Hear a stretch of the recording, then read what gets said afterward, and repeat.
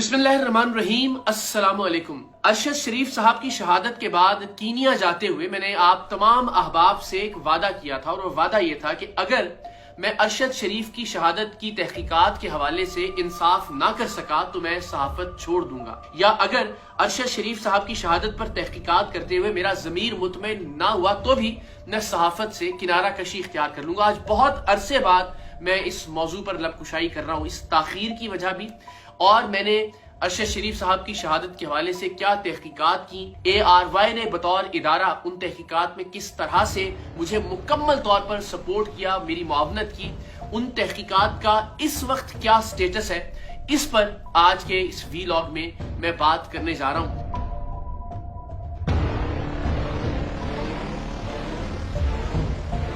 अरशद शरीफ साहब की शहादत के कुछ अरसे बाद, तकरीबन 3 हफ्ते के बाद मैं कीनिया पहुंचा, इसलिए कि इब्तदाई तौर पर इदारा नहीं चाहता था कि मैं कीनिया जाऊं। अरशद शरीफ को हम पहले खो चुके थे। उन्हें लगता था कि एक और सहाफी या इदारे के एक और वर्कर की जान को खतरे में नहीं डालना चाहिए। बहुत मुश्किल के बाद मैंने अपने मालिकान को कन्विंस किया कि मुझे वहां जाना चाहिए, और अपने तौर पर जो भी फाइंडिंग्स हैं उन्हें तलाश करके मंजर आम पर लाना चाहिए, स्क्रीन पर लाना चाहिए, या फिर कानूनी जो प्लेटफॉर्म्स है उन पर उन तमाम तर तहकीकात को हमें पेश करना चाहिए। तो वीजा अप्लाई किया, उसमें कुछ ताखीर हुई। तो 3 हफ्ते के बाद तकरीबन मैं कीनिया पहुंचा, और कीनिया पहुंचने के बाद मैंने जब जाए वाकया का विजिट किया तो वहां से मुझे गोलियों के खौल मिले। आज इस पर भी बहुत तफसील से हम बात करेंगे और एविडेंस के साथ हम बात करेंगे। लेकिन मैंने जिस तरह से अपनी जान हथेली पर रखकर, अपनी जान खतरे में डालकर अरशद शरीफ साहब की शहादत की तहकीकात की कोशिश की, जो जो चीजें मेरे हाथ आई, मैं इससे पहले भी ये दावा कर चुका कि मैं बहुत वसूख से, बहुत दयानतदारी से और बहुत ईमानदारी से बात आपसे शेयर कर सकता हूं कि वो एविडेंस, वो सबूत जो अरशद शरीफ साहब की शहादत के हवाले से मेरे पास मौजूद है, शायद हुए जमीन पर किसी और सहाफी या किसी और इदारे के पास मौजूद नहीं है सिवाय कीनिया की मकामी अथॉरिटीज के। उसकी वजह ये कि जो सरेआम का एक अंदाज है जिसे हम पाकिस्तान में बिलउमूम आजमाया करते थे, उस अंदाज को, यानी रिश्वत देकर मालूमात हासिल करने को, कीनिया में बहुत आसानी से वहां पे इसको कारगर साबित किया जा सकता था। वहां सरकारी अफसरान में रिश्वतखोरी का, बदउनवानी का, करप्शन का रुझान बहुत आम है। तो हमने सरेआम ही के उस फॉर्मूले पर अमल करते हुए, या सरेआम ही के मयार को अपनाते हुए, या सरेआम ही के तरीक़ाकार को अपनाते हुए कीनिया में अथॉरिटीज से वो सबूत हासिल किए कि जिनका आप लोग शायद तसव्वुर भी नहीं कर सकते। मैं एक एक करके उनका जिक्र करना शुरू करता हूं। जब मैं कीनिया पहुंचा तब तक अरशद शरीफ साहब की गाड़ी जिसमें वो शहीद हुए थे उसे अदालत की जानिब से सील किया जा चुका था, और इब्तदाई चंद सहाफियों के अलावा कोई भी सहाफी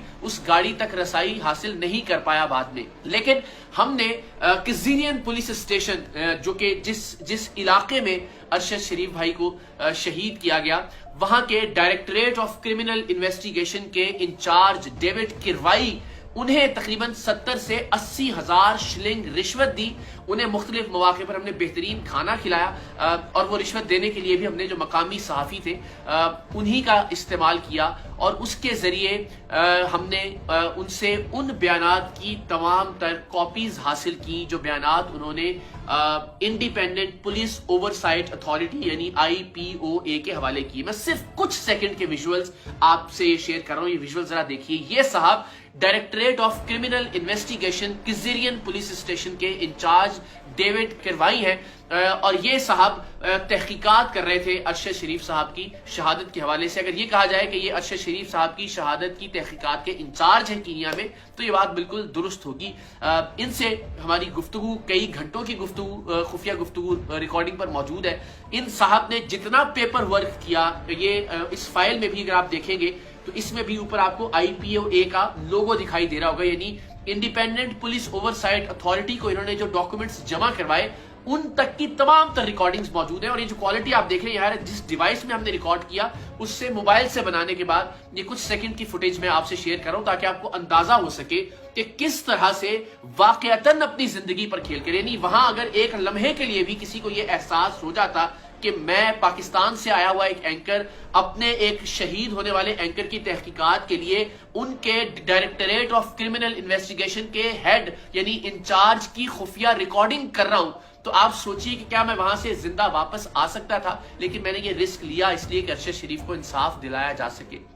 صرف یہی نہیں، ہم نے رشوت دینے کے بعد جو کورٹ کی جانب سے سیل کر دی جانے والی گاڑی تھی جس میں ارشد شریف صاحب کو شہید کیا گیا، اس گاڑی کی سیلز کھلوائیں. میں وہ شاید پہلا صحافی تھا جو اس گاڑی کے اندر بیٹھا. ڈی سی آئی کے یعنی ڈائریکٹریٹ آف کرمنل انویسٹیگیشن کے انچارج نے مجھے گاڑی کے اندر بٹھایا. یہ ویژول بھی ذرا مختصر صرف آپ کے ریفرنس کے لیے ہم آپ کو دکھا رہے ہیں، ورنہ یہ تمام تر ایویڈنس جو مقامی پلیٹ فارمز ہیں قانونی، چاہے وہ GIT ہے چاہے سپریم کورٹ ہے، وہاں پیش کیے جا چکے ہیں یا کیے جا رہے ہیں. کیونکہ ہم یہ سمجھتے ہیں کہ اس پر واویلا کرنے کی بجائے، اس پر کوئی تماشا کرنے کی بجائے، اس پر کوئی ڈراما سٹیج کرنے کی بجائے، اس سے کوئی ویورشپ یا ریٹنگ حاصل کرنے کی بجائے، ان تمام تر ثبوتوں کو، ان ایویڈنسز کو ہمیں جو پراپر پلیٹ فارمز ہیں ان پر انہیں پروڈیوس کرنا چاہیے. اور الحمدللہ ARY بطور ادارہ یہی کام کر رہا ہے. لیکن ہم صرف ریفرنس کے طور پہ تاکہ آپ کو اندازہ ہو کہ ہم نے اس کیس کو لاوارث نہیں چھوڑ دیا. ارشد شریف حقیقت میں ہمارا بھائی تھا،